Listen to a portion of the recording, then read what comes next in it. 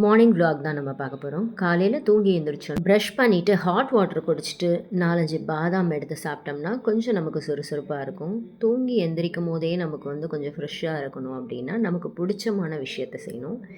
என் பையனுக்கு பிடிச்சமான விஷயம்னா பாட்டு கேட்குறது தான். ஸோ காலையில் எந்திரிக்கும் போதே அவனுக்கு வந்து சாங்ஸ் போட்டு விட்ருவேன். அவனுக்கு பிடிச்ச மாதிரி சாங்ஸ் எல்லாம் அப்படியே கேட்டுக்கிட்டு டைம் அப்படியே ஓடிக்கிட்டே இருக்கும். அதுக்கப்புறம் பார்த்தீங்கன்னா பாதாம்லாம் சாப்பிட்டோன்னே ஒரு 2 ரவுண்டு ஃப்ளாட்டாக ரவுண்ட் அடிச்சுட்டு வருவான். வந்ததுக்கு அப்புறமேல பெட்ஷீட்லாம் இந்த மாதிரி மடித்து வச்சுட்டு அவன் பெட்டஸ் எல்லாம் சரி பண்ணிவிட்டு அதுக்கப்புறமேல குளிச்சுட்டு வருவான். காலையில் அவன் இந்த ரூமை ரெடி பண்ணிட்டான்னு வச்சுக்கோங்களேன். அதுக்கப்புறமேல இந்த ரூம் வந்து நீட்டாக இருக்கும் அன்றைக்கி நாள் ஃபுல்லாக. எனக்கு வந்து மற்ற வேலையை பார்க்குறதுக்கே கரெக்டாக இருக்கும். இதை மாதிரி பசங்களுக்கு சொல்லி கொடுத்தோம்னா அவங்க பெட்டை நீட் பண்ணி அவங்க ரூமை நீட்டாக வச்சுக்கிறது, இதை மாதிரிலாம் பண்ணாங்கனாலே கொஞ்சம் ரெஃப்ரெஷிங்காக இருக்கும்.